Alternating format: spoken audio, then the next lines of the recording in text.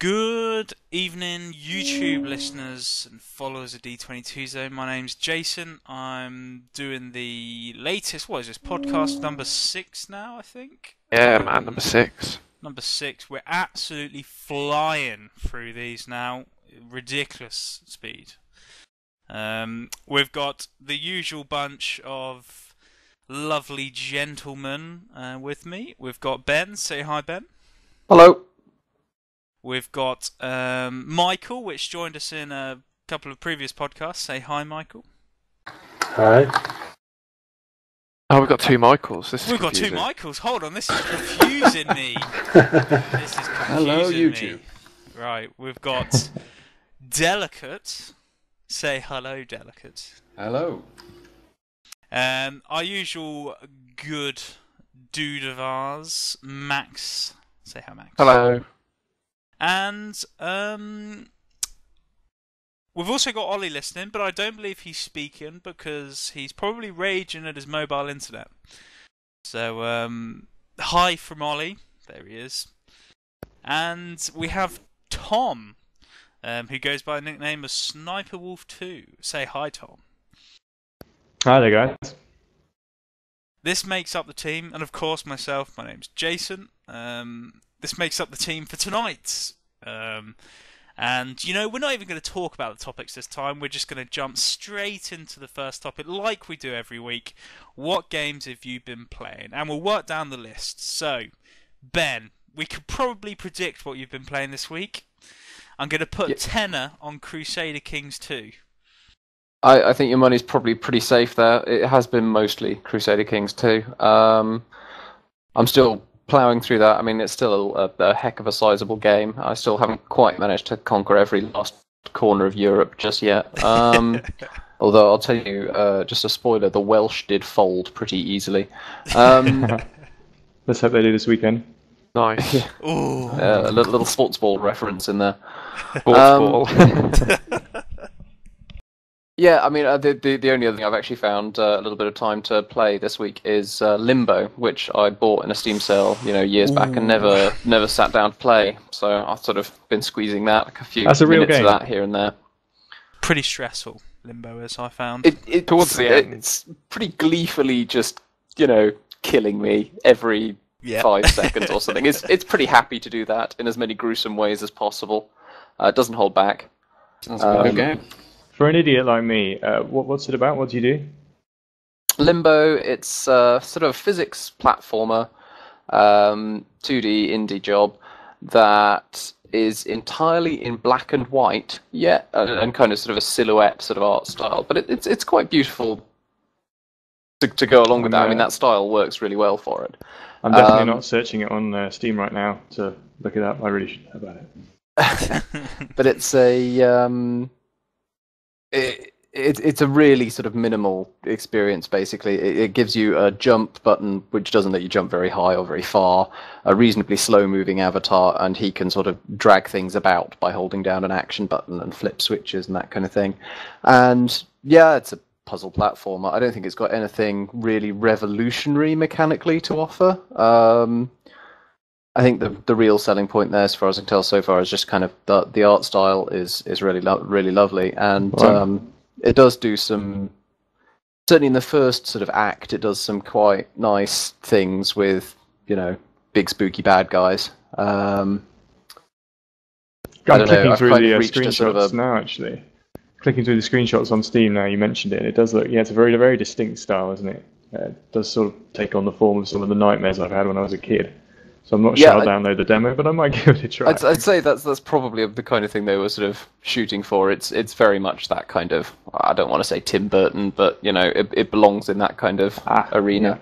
Yeah. But yeah, I've got to a part now where it's moving to a very sort of mechanical, like kind of factories everywhere and giant cogs and electric railway lines and that kind of thing, and so it's all getting much more complicated. I'm getting stuck a lot more on the puzzles. Yeah, I think it takes a turn for the worse. From the halfway point, the hotel sign kind of marks the halfway point of the game. Oh god, yeah. That goddamn hotel sign. Yeah, okay. Well, I wasn't expecting to get this into the cast, but did you mention Tim Burton I bumped into him in Waitrose last week. All right. Yeah, there we Nice. go. Claim to fame. Seriously? Yeah. He said, amazing. "There's always too much choice of cheese, isn't there?" And I went,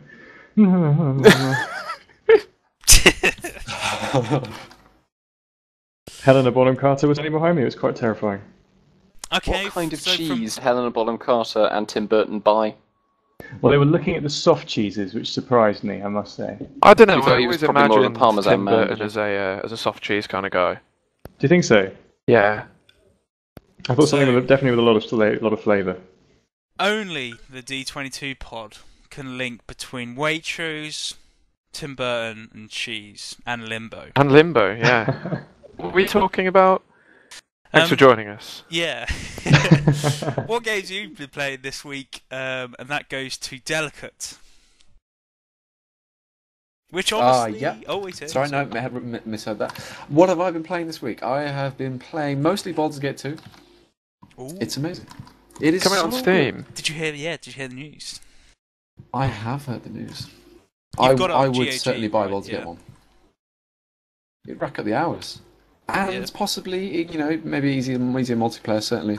Me and Fandy, who's not on D22 that often, I co-op with. And it's good, You roleplay, good fun, you have a laugh, get some loot. It's good stuff, it's really good stuff. It's top 5 game, easy. Top 5 game. Maybe top 3. Wow. Christ. That a lot. 4, wow. Yeah. Oof. Pushing the boat out. Thing is, though, I wonder if it does come out on Steam. I'm not sure it will use Steam servers. I wonder if it'll Yeah. still use like a kind Yeah. of peer-to-peer, like Neverwinter Nights, well, which we means use we'll never Game get to Engine. play. Yeah. Game Rage is it- pretty good at that kind of stuff. Speaking of D&D, I mean, me and Max tried to get Neverwinter Nights 2 to work. Now, if anyone's actually tried to co-op on that, they'll know it's actually not that easy. No. It's not really that fun to do at all. And if anyone can hear us, we'd really like some help on that. Seriously, we've got no idea. Yeah, I don't want to open ports. I don't want to do that. We just want to play together. See, there's still one of the most untapped areas of PC games, even today. Like Neverwinter Nights 2, when did that come out? A while Couldn't have ago. been- It's been a while now. Has it really been a while? Like, when was Yeah. the year? Which year? 23, was it? I don't know. Let's have a look. 23? What are you on I think about? it's real early. 2019, Yeah, 05 1923. maybe. 05. 05 with a push. Okay, so we've got a few years on it, but you still would have expected by now the ports thing to be fixed, or... I just don't like peer-to-peer servers at all. Yeah, true. Call of Duty still use them, don't they, though? Oh, good. Mm. Well, Multiplayer. Yeah, Tom will but- know all about that, playing his Would he? Xbox. On his Xbox. don't get me started. Yeah. None of us You've got an like Call of Duty, Xbox? What's one of those? I haven't really worked it out myself, to be honest. I think it's designed to deliver movies to your TV as well. Ah, But okay. it certainly doesn't do gaming. Did it come with a warranty, Banana?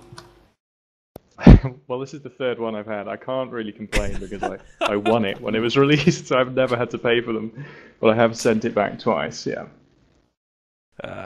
Okay, then we've got to move on because time is supping away. Max, what have you been playing this week? Yes, mate. I played some Dear Esther. I played some yeah. of that. Is play the right word here? I Or was walk played very with Dear slowly. Esther. It took me just shy of 2 hours, I think. Okay. But This is a game I didn't think existed. I really thought this was a concept, not real game. I was really surprised and pleased to hear that it was actually been made, if you like. yeah, I've been surprised at the amount of coverage it's received. Like, usually with independent games, like, you tend not to see that much. Like, a few websites will cover it, but everything has been covering Dear Esther. Like, even IGN has got a Dear Esther review. Yeah, I've seen that. I didn't think much to it, to be honest. Well, it's tricky. Like, obviously, we were talking about scores and scoring just before this podcast started. It's one of those games that kind of throws a spanner in the works, yeah. with the scoring system, especially with something like IGN, where you have kind of like you've broken down the metric into like presentation, graphics, sound, that kind of thing. Yeah. But I mean, the opening line of Luke Plunkett's Kotaku review is, Dear Esther is a terrible game. Because obviously he's discussing whether or not Dear Esther is a game, what constitutes a game, and that kind of thing. It's kind of a tired debate, I think. Like, just play it and enjoy it. Yeah. Good. So it's more of an experience, is it? Is that what we're saying? It's more like a book? Yeah, like, as you kind of progress through this island, you're kind of funneled around these like little narrow pathways, and you kind of unlock bits of narration. So depending on what you're looking at and what you see, like you'll have a piece of narration that will come through, like discussing what you're looking at, or a memory and like that. And it's good. Like, a lot of people have been saying that the narration is randomized, so there's like a pool of phrases and paragraphs and stuff like that the game will choose from randomly. So every time you play it, there's some kind of difference between it. And as well, the detail on the island changes as well. Like, you'll see some people's screenshots will have like debris of like a car accident on the beach, whereas others will have like an ultrasound and all these kind of things that they all kind of feed back into the narrative. And it's Do you good, ever play The Path? Because it sounds kind of similar in many ways I to did play that. The Path, yeah. The Path and was that a bit more... It was like a bit more freeform. Like, Dear Esther is quite a linear experience. Like, The Path, obviously, you can literally just walk down the path to the house if you want to. But it gives you failing the that, option you're just left to wander about the forest and kind of find stuff. Like, you can wander about a little bit in Dear Esther, and you're kind of rewarded for doing so. As I said, you unlock like extra bits of narration and stuff like that throughout. It's kind of a linear experience. But the thing that does it keep you going? Though? Yeah, it does. Like, you walk painfully slowly. Like, it's shocking, but it's deliberate. Like, it's such an uncomfortable game to play. But well, for me at least, because a lot of people are trying to work out what's kind of been going on in the narration and stuff like that, or whether or not you were the narrator or you're a character within the memories that have kind of occurred. But for me, I kind of felt like a voyeur. So, like, I wasn't part of the narration at all. Like, it didn't make sense to me. And obviously there was something that had happened between the characters that the narrator was talking about. But it's a deeply uncomfortable game playing it that way. Well, it's funny because I don't know if other podcast listeners will do this, but I'm looking at these games in Steam, so the screenshot's just going past my screen, as it were, as you talk about it, and it's disconcertingly like Skyrim in places. Some of these, which yeah, I think really it is like me. to look at it, but I think the difference is there's a deliberate lack of life. There's a section where, as you're walking the hill, like it's set on release, and some of the enemy spawners just weren't working. Yeah, some people started off, they weren't even given the starting pistol. No, Ben is making fun of you. I was going to say, because I can't see a glowing red bow here. Well, speaking of glowing red, as you start the game, there are two kind of landmarks. One of them is a lighthouse directly in front of you. I've seen that in these screenshots, yeah. Which sets the game off the coast of Scotland on one of the Hebrides, and the other one being a huge, like kind of like a telephone mast with a huge like glowing eye on it. And obviously it's never spoken, but that's where you're going. Like, you know that that's where the game culminates. And across its 3 acts, that's kind of where you finish. It's definitely worth it. As I said, like, it's uncomfortable at times. Like, some of the dialogue and some of the narration is a little bit over the top at times as well, but it is well written. Like, it is clever. Like, for some people, there's kind of a reveal moment where you understand what the narrative is finally about. But for me, it wasn't really about that. Like, some people should read Alec Mears' piece on Rock Paper Shotgun. It is spoilers, but he talks about how search for kind of like the answer of Dear Esther isn't really the point of the game at all. Like, it's a sensory experience, like much like, you know, watching a film or something like that. A good one. Sounds great. We've got a review coming up soon, haven't we? Yes. I think that would be prepared for new launch. Or yeah. Are we doing it after launch? Yeah. Yes, probably. If for people that don't know, we're relaunching D22 Zone with a new website, a new CMS content management system, a new everything, new video intros, everything. We've got it all going new. So just be prepared for that. Be prepared. I think that's the best thing to do. Right, so last but not least, Tom, I'm picking you out of the crowd here. What have you been playing? It's most likely going to be Skyrim, but 2 minutes. You got 2 minutes on to say what you're playing and why. Go. Dear God, well, I should probably just talk about my deep shame then that I've been playing so much Skyrim. I'm catching up very slowly into this whole genre, really. This is the first type of game like this. Other than I suppose you might say I dabbled in Fallout a bit, and I've been totally sucked in to this style of game and to Skyrim, embarrassingly so. And it's sort of consumed everything. I come home from work and then I plug straight in, I zoom off, and that's that. I don't really know what else to say that hasn't been said before about Skyrim. That's the only thing. I'm really catching up with the rest of the world in it.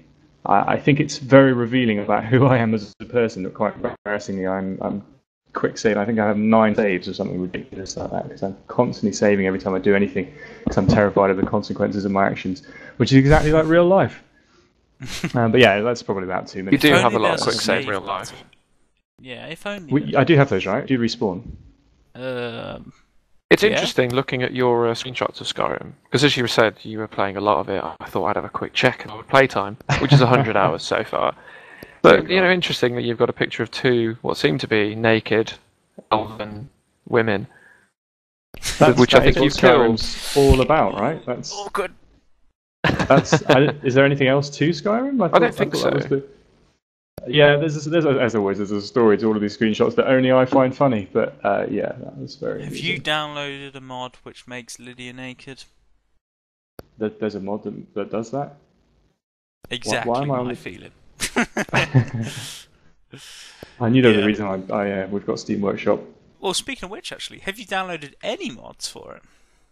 I've been desperate. I've been looking at them, and some of them look fantastic. But I'm always terrified of modding games because A, I know I'll mess them up, and B, I always think that something will break and it won't. I'll miss something of the original experience. This is why I've left Minecraft, for example, as vanilla, as exactly as it is, and never tried to put anything on top of it or made the graphics look any different because I just love the purity of the original. But I will certainly, when I get bored of this, which if ever that can happen, if I can finally wean myself off it, I'd love to try some of the mods. Skyrim HD, mate, just get it.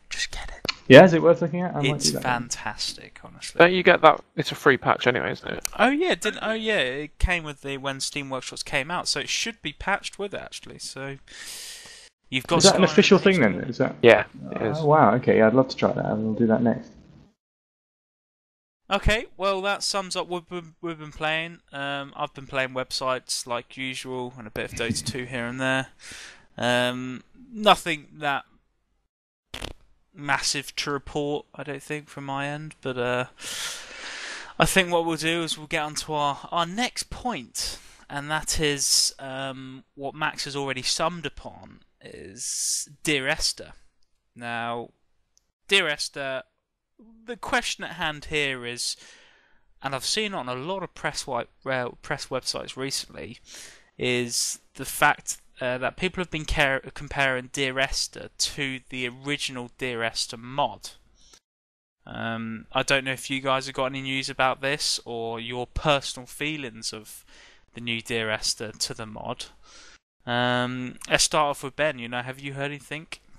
Well, it's a bad place to start. I've actually played neither of them, but the original mod, that was sort of 2 years ago now, I think, and that was a Source Engine thing.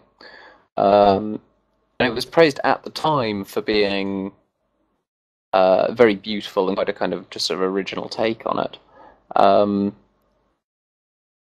I kind of wonder what's changed in the past 2 years. Has anybody played both? And can they say? I kind of went into it blind. Like I'd have gone back. Like only a couple of people I know have played like the original mod, but I know Jim has. Yeah, like I'm kind of looking at some screenshots of it now, and I think it would be difficult now. Like the production views of Dear Esther, the release are so high, and like with like the rewritten voice work and things like that. Like I think it would be tricky to go back to it, for sure. Yeah. Are you saying that it hasn't aged well, or? Well, it's not so much that, but like the environment design by Robert Briscoe, who did a lot of the Mirror's Edge stuff, like is outstanding. Like it really is. like having seen like the cave systems and like the outdoor environment and stuff like that, and then looking at like kind of like the screenshots of the original mod, like, it's night and day. But this is like the true vision, I think, of the mod. Yeah. No, I think it's interesting to look back on the progression of the Dear Esther Half-Life 2 mod, and the actual the game itself, and I've seen a lot of people criticise it to the mod on a few press websites, and I think it might be interesting to maybe do a comparison of the two, and see if a lot of things have been taken and developed or developed in the wrong way. I think it would be interesting to see what they've changed. The argument, I guess, goes that it is a sort of singular experience that's, a couple of hours long, with relatively limited replay value. I mean, replay value is something you can even really talk about relevantly in this context. And they've priced it at £7. And there's a lot of competition at that price point. £7 buys you an awful indie game on Steam these days. So, yeah, I guess the argument is that it's a bit overpriced. Just Cause 2 for $4.59 on the Steam store the other day. That's fantastic. Just Cause is a brilliant game. I played that for so long, Just Cause, crikey. Well, I'd argue as well, you almost get a similar experience in as much as I would play the games at the same sort of time, just before I go to bed when I want an experience that isn't really a game. It's just, I'll buy that, have an experience, something, while other stuff goes on around me. I'd probably play Dear Esther to put myself into a contemplative mood. Yeah, that's mood. how I played it. Like, I put my headphones on, switch the lights off, and I went for it. We're talking about Dear Esther, right? Yeah. Okay. Yeah, exactly. I can say. But I think it is like, I don't think you can say like when Just Cause came out, it was, I don't know, 20-30 £. But obviously, it's a growing problem. Like for people, obviously, like in the climate, to say like what's the value that I'm getting in terms of like the value proposition. Like what time am I going to put into this game? Like how much I think my time is worth. But by the same token, like if you go to the cinema, you might spend like £6-7. An hour-long film, 2 hours or whatever. Like, I'd put this in the same bracket as that, like as an experience rather than maybe something.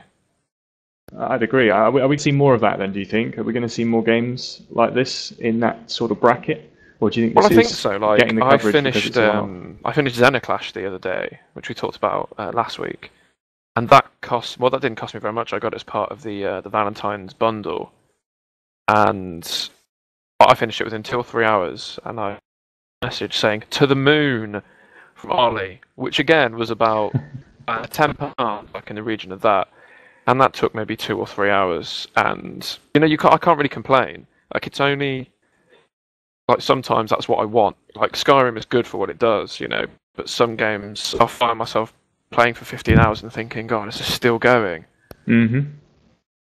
But this is kind of like a good thing. I think we will see it. Like Limbo, like Ben will discover, like isn't the longest, and then you've had things like Braid as well.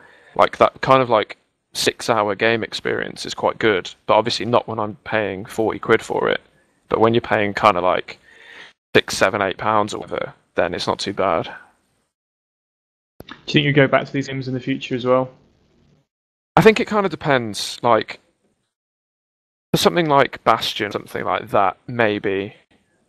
But the problem is, I think, with a lot of these games, like Bastion has built in quite a lot of replay value, like it's got challenges and all this kind of thing. But then you've got things like Limbo, Dear Esther, To the Moon, which is so the Path as well, like which is so story based, which are like a one-time experience.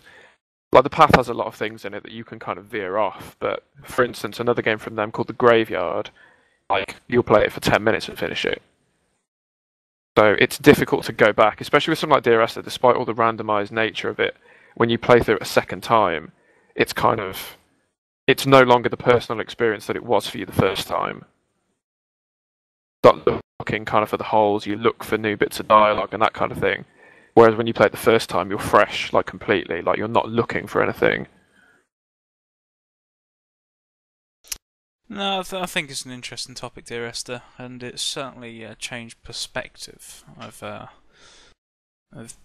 people, and it's caused a lot of uproar in the press and media side of things, definitely. But again, like I said, expect a full review by Max after the new big super duper launch.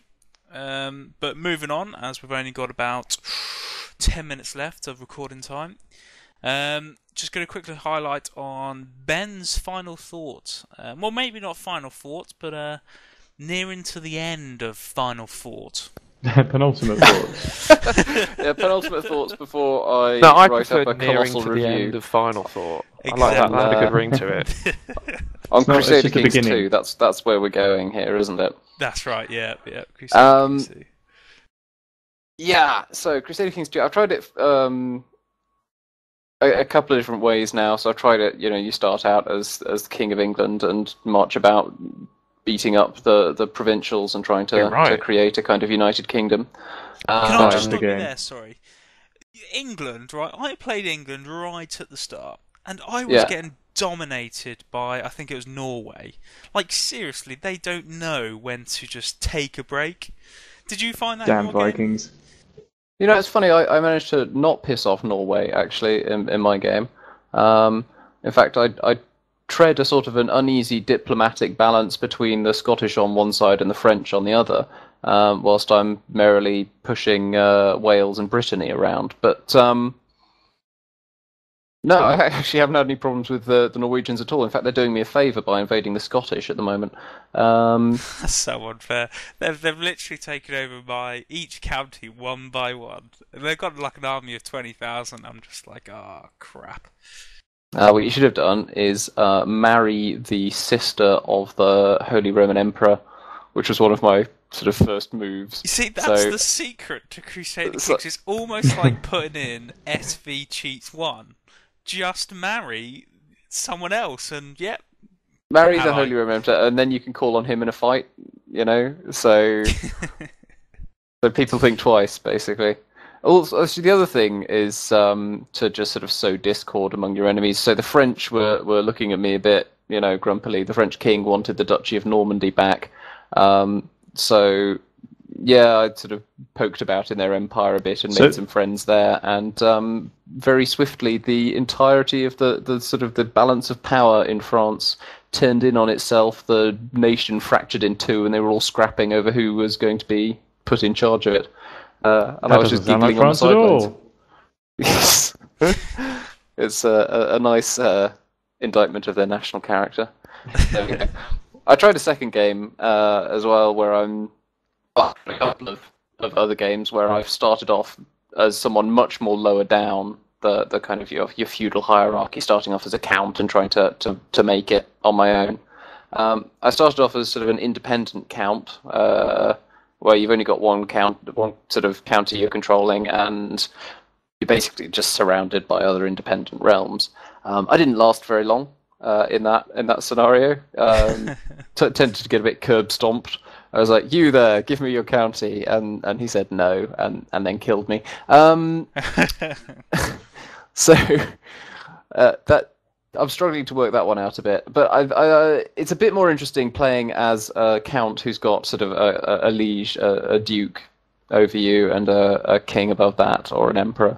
So you can sort of plot and scheme with your other counts and try and overthrow the duke and take his duchy and that sort of thing. Can you sit there and just be subordinate? Because I think that's what I do. I just go, yeah, whatever. Okay, you want me to do it? Yeah, I'll do that. I'll just be a good... You can, but the trouble is, it actually doesn't work terribly well in either way. You need to be ambitious. You can sit and be subordinate and help out your liege when he declares war on someone, and you don't really know why. But hey, it's just the AI doing its thing. And you can march in, and you can be the key troops that change the course of the battle, and your liege. There's no sign of a thank you. There's no, you don't get a boost in reputation with him for that. He doesn't then make you his marshal or anything like that. He's just, right, thanks, sod off home. So Sounds very there's realistic. no real reward for helping out your liege. So actually, most of the time, when your liege declares war, you just kind of sit there and let the enemy troops roll over you because there's no skin off your nose. And on the other hand, if you want to stir things up and make trouble, you're really quite limited in terms of sort of the plots you can pull to try and become the local duke, essentially. If you happen to have a really well populated province and you've got masses of troops you can throw at it, then you can just declare war and go and stand on him until he gives in. But if you don't, you're really stuck because you don't have enough revenue turning over to hire mercenaries to get out of it. You can try and pull the same trick where you try and marry someone powerful and then bring in their help, but that's harder because you're a count and so you're much lower rank. So you can just end up, a lot of the time, doing your best to build up a bit and sitting there and watching the years tick past and just, accumulating money and troops and just hoping that at one time, the moment will be ready for you to strike. And that's frustrating, I think. It just kind of feels like you're sort of waiting for fate to hand you something. Don't know. Have you tried any of the sort of lower rank starts yourselves, or? I've only played England with Ollie so far. So you've had a shot at the multiplayer then, which I've not actually managed to do. Yeah, we should definitely have a game. I think after this we should boot it up if you've got a bit of time. But me and Ollie have had a shot at it. I've gone on England. Yeah, I've gone England, and he's gone England, yeah. Scotland. No, and we've done okay. It's Norway. They've literally just trampled all over me, and fair enough. And you're playing co-op rather than scheming against one another. Yeah, we tend to play co-op. That's what they tell each other. Knowing my luck, the Ottoman Empire will create a mass army of 150,000 and come tear through every single country in Europe. But we'll see, and I think it'll be good if we create a video of myself, you, and Ollie, and do some playthrough. Just we should do that. Yeah, that'd be cool. Okay, well, moving on quickly. We've got a couple of minutes just to briefly talk about Far Cry 3, but I don't want to talk about Far Cry 3 this round. I want to talk about beta access to Guild Wars 2. Ooh, good. Yeah. Now, hundreds and hundreds of press sites have released all their version of Guild Wars 2 videos and such. I've seen it on the feeds, I've seen it on websites, I haven't even watched one yet. Why? Because I don't want to see it. It's almost like I want to just have the game in front of me with some sort of alcoholic drink, some nice music playing, and I play through it for a solid 12 hours. You basically want a date with it. A date, yeah. Something like that. I can get down with that, yeah. Have you signed up then? No, I haven't signed up. Oh, come on. No, honestly, I really want to be as organic as possible with this. I want it to be installed when the game is released. I just want to experience it from then, Yeah, I'm guessing it's different for you guys. Does anyone here want to get hands on it right now? Like, right this instance? I have signed up. As soon as I got the signed up as email, well. I clicked through, and I spent a good 10 minutes making the diagnostic tool run and submit all my details to some all your bank details. nefarious organisation. Yeah, exactly. Because I'm desperate to play. I have to admit, I was excited to play it with you guys. Guild Wars was fun for me as a game, but it was the people that I played with that made the game more than anything else. And Thank you very much. Except for moves. It was the way that the freedom you were given within the game to play with your friends was fantastic. Particularly as you guys basically had to mollycoddle me and stop me pulling all the creeps towards us. But it was great fun. So I'm looking forward to that. But then we saw it at out in Germany at Gamescom, and it just blew me away. I was so excited by it. Have you watched any 2. of the kind of impressions that have come out at the weekend? I haven't. No, I haven't looked at it. There's some good ones, like the city tour videos. particularly impressive. That I'm interested in. I'm particularly interested. I've got my hopes really high about these dynamic boss fights. They showcased before, and it might be a mechanic that has been used in other games, and isn't that new, but it's very new to me, and I'm very excited by it. So hopefully there's some videos about that. I'd love to see some more about that, and that's why I'm signed up to the beta and want to play it as soon as possible. Yeah, well, Guild Wars 2, it's a game that we all love, hands down. We all love it. Though what differentiates us between each other is the fact that we all play it in different ways. Like Max, for example, would you play the beta right now, and when the game is finally released, purchase the game and do it all again? Yeah. I think what I'd probably do during the beta is create a character that I have no interest in playing in the final game. That's fair enough. Yeah. When I go to the full game, I'll kind of be fresh. Because obviously in the beta, as far as I'm aware, but obviously we don't know because we weren't invited, the only thing in the beta, from what I can tell, is the Char, the Norn, and the humans. So there's still a couple of areas that aren't available for access. Yeah. Well, how many people are going to go Sylvari here? Sylvari... Elementalist for me, I think. I know, Max, you were looking at Guardian. Guardian or Mesmer? Mesmer? You feel yes. alright? Well, there are some things that I'm still concerned about with Guild Wars, but I don't think we have time to have a full-length Guild Wars discussion. We'll be here forever. Next week, prepare yourselves. I'll be so the D22 Guild Wars cast. Yeah. Okay then. Well, that sums us up here. Thank you for listening. Don't forget that these will be released on the Wednesday now of every week. So expect one for next Wednesday to be uploaded on our release dates. Can we get a hooray? Hooray! Hooray! Hooray! Yeah. Okay. So stay tuned for the next one. But from all of us here, have a jolly good evening.